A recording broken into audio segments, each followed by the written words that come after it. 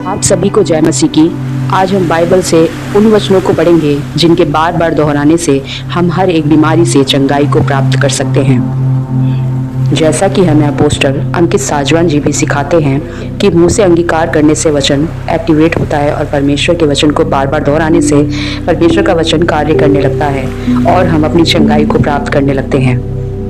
तो आइए हम उन चंगाई के वचनों को पढ़ें और अंगीकार करें और अपनी चंगाई प्राप्त करें। भजन संहिता 103 अध्याय 3 से 4 वचन।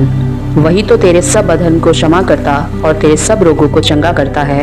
वही तो तेरे प्राण को नष्ट होने से बचा लेता है और तेरे सिर पर करुणा और दया का मुकुट बांधता है। मलाकी 4 अध्याय उसका 2 वचन। परंतु तुम्हारे लिए जो मेरे नाम का भय मानते हो, धर्म का सूर्य उदय होगा और उसकी किरणों के द्वारा तुम चंगे हो जाओगे और तुम निकल कर पाले हुए बछड़ों के समान कूदोगे और फांदोगे। भजन संहिता 34 अध्याय 18-19 वचन। यहोवा टूटे मन वालों के समीप रहता है और पिसे हुओं का उद्धार करता है। धर्मी पर बहुत सी विपत्तियां पड़ती तो हैं, परंतु यहोवा उनको उन सब से मुक्त करता है। पहला पत्रस 2 अध्याय उसका 24 वचन। वह आप ही हमारे पापों को अपनी देह पर लिए हुए क्रूस पर चढ़ गया, जिससे हम पापों के लिए मरकर धार्मिकता के लिए जीवन बिताएं। उसी के मार खाने से तुम चंगे हुए। यशाया 53 अध्याय 5 वचन।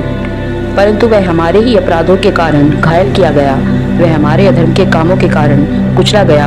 हमारी ही शांति के लिए उस पर ताड़ना पड़ी कि उसके कोड़े खाने से हम लोग चंगे हो जाएं। प्रकाशित वाक्य 21 अध्याय 4 और 5 वचन।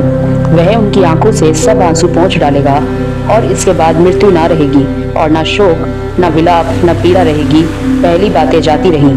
जो सिंहासन पर बैठा था उसने कहा, देख, मैं सब कुछ नया कर देता हूँ। फिर उसने कहा, लिख ले, क्योंकि ये वचन विश्वास के योग्य और सत्य है।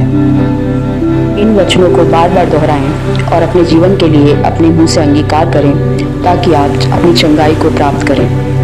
जब हम इन वचनों को बार बार अपने मुंह से बोलते हैं तो परमेश्वर का वचन हमारे जीवन में कार्य करने लगता है और हमें चंगाई प्रदान करने लगता है, जिससे हम हर एक बीमारी से छुटकारा पाकर वचन से तृप्त होकर अपने जीवन में सुख और शांति से जीवन बिता सकते हैं। तो भाइयों और बहनों, आप चाहे किसी भी बीमारी से पीड़ित क्यों ना हो, आप इन वचनों को बार बार दोहराएं, परमेश्वर आपको चंगा करेंगे।